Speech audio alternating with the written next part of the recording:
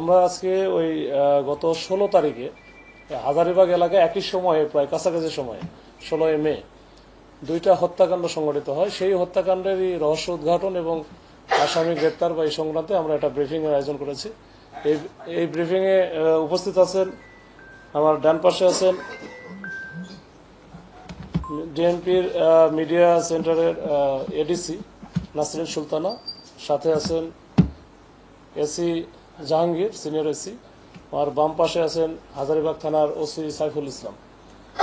তো আমি আসলে শুরু করছি যে দুইটা যেহেতু ঘটনা একটা একটা করে একটু বলি। তো প্রথম যে ঘটনা সেটা হচ্ছে এই শঙ্কর যে এলাকাটা আছে জাফরাবাদ, এই জাফরাবাদ এটা জাস্ট একেবারে বাউন্ডারি বলা যায়। এটা হচ্ছে মোহাম্মদপুর এবং হাজারীবাগ থানা দুটারই একেবারে বাউন্ডারিতে। এইখানে নুরুল ইসলাম নামে একজন ফটোগ্রাফার, যিনি ফটোগ্রাফি করে থাকেন, বিভিন্ন ইভেন্টে ফটোগ্রাফি করে থাকেন। উনি সন্ধ্যা বা 8টার কাছাকাছি, 8:15টার দিকে, রাত 8:15টার দিকে রিক্সা যোগে উনি এবং তার সাথে আরেকজন ছিলেন ইমন, যখনই ওই মোটামুটি ওখানে জাফরাবাদের ওখানে পৌঁছে যায়, তখনই কয়েকজন বেশ কিছু ছেলেপেলে যারা কিশোর বা ইয়াং বয়সের ছেলেপেলে, তারা তার পথ রোধ করে বা রিক্সা আটকায় দিয়ে তার কাছে যে ক্যামেরাগুলো ছিনতাই করার চেষ্টা করে, মানে নেওয়ার চেষ্টা করে, তখনই এমন পালায় গেল, চলে যেতে পারলো।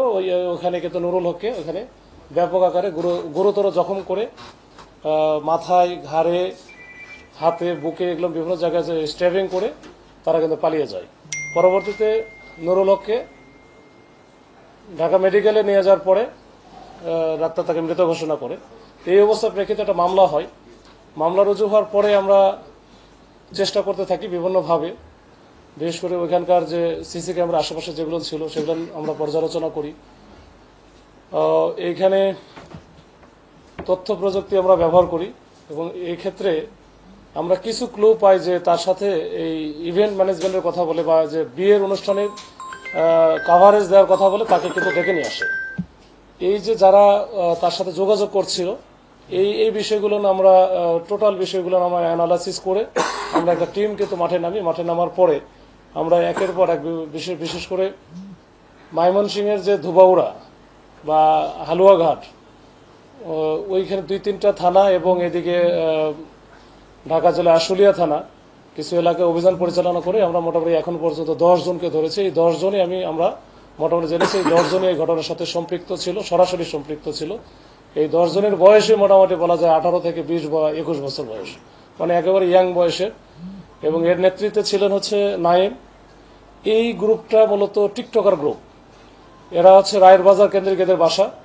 এরা একটু ভাসমান টাইপের, এরা টিকটক করে বেড়ায়। এখন ওরা মোবাইল দিয়ে টিকটক করলে সেই মোবাইলে রেজুলেশন ভালো থাকে না বা ভিডিওগুলো এত পরিষ্কার থাকে না বা ওগুলো কাটতেই হয় না, এরকম একটা চিন্তা ভাবনা থেকে তারা মনে করে যে তাদের জন্য একটা ভালো ক্যামেরা দরকার। এই ডিএসএলআর ক্যামেরা এখান থেকে তাদের মাথায় আসে যে ডিএসএলআর ক্যামেরা সংগ্রহ করতে হবে যেভাবে হোক। তো এইটা ওরা ফেসবুক পেজে একবার 2-1 যে ওর মধ্যে ছিল, তো ওরা এই হাসান নামে একজন আছে, মনে হয় হাসান, শাহিন, সরি।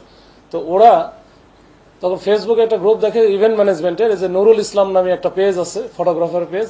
ওইখান থেকে নুরুল ইসলামের নাম্বারটা কিন্তু তারা কালেক্ট করে তার সাথে যোগাযোগ করে। প্রথমে ফোন দিয়ে যোগাযোগ করার পরে বলে যে আমাদের তো ইভেন্ট একটা আছে, বিবাহ অনুষ্ঠান জাফরাবাদে, তো এইখানে আপনি করতে পারবেন। বললো যে আমার কাজই তো ইভেন্ট ম্যানেজমেন্ট করা বা ফটোগ্রাফি করা, সমস্যা নেই, আমি করতে পারবো। তো 500 টাকাও তারা বিকাশে দেয়, যেটা বিশ্বাসযোগ্যতা অর্জনের জন্য। এটা 15 তারিখের ঘটনা। তারপরে তারা এর মধ্যে যোগাযোগ করে সব ঠিকঠাক আছে। 16 তারিখে এই নুরুল ইসলাম থাকেন আবার এজিবি কলোনি, যেটা যে মতিঝিল, ওখান থেকে সন্ধ্যার পরে সে বের হয়ে আসে ও তাদের সাথে যোগাযোগ করে যখন এই যে শঙ্কর বাস স্ট্যান্ডের নামে, ওখানে একজন তার সাথে দেখা করে কোথায় যাইতে হবে, যে ব্লুমিং চাইল্ড স্কুল যেটা আছে ওটার কাছাকাছি ওখানে যেতে বলে, যে ওইখানে আমাদের লোকজন আছে, ওর পাশেই হচ্ছে বিয়ের অনুষ্ঠান, আপনি চলে আসেন। তখন কিন্তু ইমনকে সাথে নিয়ে এসে যায় এবং পূর্ব প্ল্যান বা পরিকল্পনা অনুযায়ী কিন্তু যে নাইম সহ তার যে সাথে 8-10 জন ছিল, সবাই কিন্তু যে তার কাছ থেকে প্রথমে নেওয়ার চেষ্টা করে। যখন হয়তো বা সে দিতে চায় না, এর মধ্যে ইমন তো চলে গেছে, তখনই কিন্তু তাকে যে একের পর এক উপর্যুপরি ছুরিকাঘাত করা হয় এবং ছুরিকাঘাত করার পরে কিন্তু সে ওইখানে একেবারে গুরুতর আহত হয়। এখানে লোকজন, আশেপাশের লোকজন যখন চলে আসে তখন এরা দৌড়ে পালায় যায় বিভিন্ন দিকে। তো এই ঘটনায় আমরা কিন্তু যে দুটো ডিএসএলআর ক্যামেরা ছিনতাই হয়েছিল বা ওখান থেকে নিয়ে গেছিল, এই দুটা ক্যামেরাই আমরা কিন্তু উদ্ধার করেছি। একটা ক্যামেরা আমরা মোহাম্মদপুর এলাকা থেকে দুটো ক্যামেরা উদ্ধার করা, এবং এর সাথে যে অস্ত্র তারা ব্যবহার করেছিল, বিশেষ করে চাপাতি এবং রামদা, এগুলো কিন্তু আমরা উদ্ধার করেছি এবং এগুলো কিন্তু আমরা সিসি ক্যামেরা ফুটেজেও দেখেছি যে অস্ত্র রামদা নিয়ে দৌড়াইতেছে। তো এইটার একটা মোটামুটি ফুল ফ্লেজ একটা রহস্য উদ্ঘাটন এবং মানে সবাইকে ধরা, এটার বাইরে আর কোনো আপাতত আমাদের কাছে মনে হয়েছে আর কোনো কিছু নাই, এবং এটা একেবারে পুরো একটা প্যাকেজ। তো এই ঘটনার মাধ্যমে আমরা মোটামুটি একটা দুর্ধর্ষ বা চাঞ্চল্যকর যে একটা মার্ডার হলো, একটা ইভেন্ট ম্যানেজমেন্ট বা যে ফটোগ্রাফি করে তার, এইটা আমরা উদ্ঘাটন করতে সক্ষম হয়েছি। দ্বিতীয় ঘটনা হচ্ছে আমাদের ওই একই দিনই একই সময় কাছাকাছি, ওইটা ছিল প্রায় 8টার কাছাকাছি, এটাও কিন্তু 7:52 বা 55 দিকে ঘটনা। সেটা হচ্ছে জিগাতলায়, একেবারে জিগাতলা বাস স্ট্যান্ডের পাশেই একটা গলির ভিতরে। এখানেও ইয়াং বয়সের ছেলেপেলেই বেশি, ওই যে মোটামুটি 18 থেকে 25 বা 26-এর মধ্যেই। তো এইটা যেটা আপনারা জানেন যে সামিউর রহমান আলভি, সে হচ্ছে ওই যে ডক্টর মালিকা বিশ্ববিদ্যালয় কলেজের অনার্সে স্টুডেন্ট ছিল। এটাও অনেকটা ইগো প্রবলেমের কারণে, এটা আমরা যতটুকু জেনেছি যে ধানমন্ডি লেকপার এলাকায় ওইখানে যে বাগানবাড়ি নামক একটা জায়গা আছে, তো ওইখানে সন্ধ্যার পরে সাধারণত এরা ইয়াং ছেলেবেলে আড্ডা টাড্ডা দেয়, ওখানে বিড়ি সিগারেট খায়। তো এইখানে দুইটা গ্রুপ আছে, একটা হচ্ছে যে আলভির নেতৃত্বে বা আলভি সহ আশরাফ, এবং ওইখানে দৃশ্য নামে একটা ছেলে আছে বা জাকারিয়া আর একজন আছে, 3-4 জন। এরা মোটামুটি ওইখানে এরা একটু সিনিয়র গ্রুপ, মোটামুটি 25, 26, 27, 28 এরকম বয়সের হবে। তো ওইখানে একই সাথে সময়ে আবার দেখা গেল যে একটু জুনিয়র গ্রুপ যারা আছে 18-20 বছর বয়সে, ওই এলাকায় থাকে এই হাসানের নেতৃত্বে। তো এই গ্রুপটাও হচ্ছে ওইখানে গিয়ে হয়তো বা সিগারেট খাবে বা অন্য কিছু খাইতে পারে, যায় না, এটা মাদকের অনেক বিষয় আছে আমি শুনছি। তো এইটা নিয়ে ওদের বসাকে কেন্দ্র করে কিন্তু 15 তারিখে ওদের মধ্যে ঝামেলা হয়। 15 তারিখে সন্ধ্যায়, এই 15 তারিখে সন্ধ্যায় ওদের মধ্যে ঝামেলা হলো। যে এই ঝামেলাকে কেন্দ্র করে এই যে ভিকটিম আলভি এর সাথে যে ছিল আশরাফ আর দৃশ্য, এরা কিন্তু ওই যে এই ঘটনার যে আসামি পক্ষের মূল আসামি যে হাসান, যাকে আমরা এখনো ধরতে পারি নাই, হাসানকে চরথাপ্পড় মারে। হাসান সহ হাসানের একজন ছিল যে তোরা জুনিয়র ছেলেবেলে তোরা এনে কি করছ। তো ওখানে হাসান এবং ওর সাথে যারা ছিল এদের অনেক বড় গ্রুপ, এদের হচ্ছে ইগোতে লাগছে যে আমরা জুনিয়র ছেলেবেলে বলে আমাদের মারবে বা চরথাপ্পড় দেবে, এই নিয়ে এদের একটা ইগো কাজ করছে। এবং এরা ভিতরে ভিতরে এটা বড় একটা প্ল্যান করে বা একটু শিক্ষা দেওয়ার জন্য, যে ওই আলভি এবং আশরাফকে এবং দৃশ্যকে শিক্ষা দেওয়ার জন্য এরা মোটামুটি একটা অর্গানাইজ হইতে থাকে।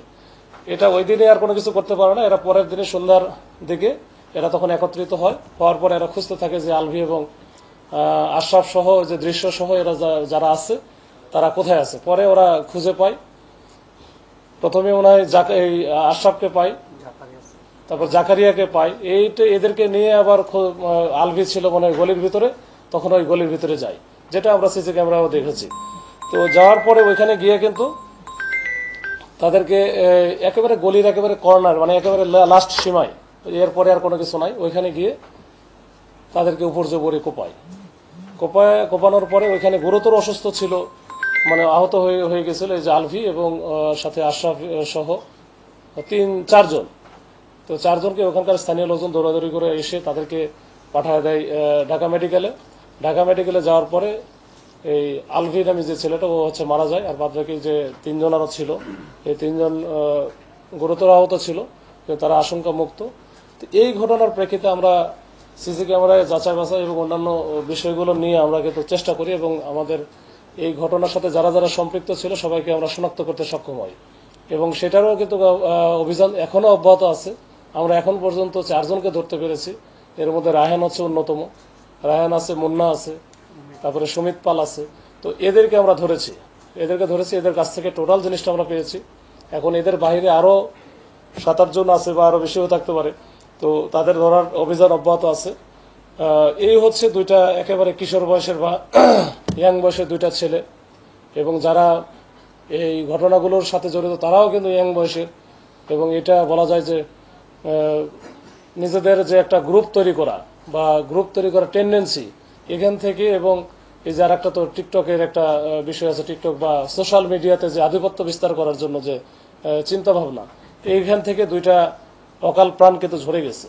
তো এটা নিয়ে আমরা কাজ করেছি, আমরা দুইটা রহস্য উদ্ঘাটন করেছি, আসামি ধরেছি, অন্যান্য আলামত উদ্ধার করার চেষ্টা করেছি। এখন জিগা তোলার যেটা আছে এটা আমরা মোটামুটি একটা আরো কিছু আসামি বাকি আছে, আমরা ইনশাল্লাহ সবাইকে ধরে ফেলবো, ধরে আমরা তাদেরকে বিচারের মুখোমুখি করবো।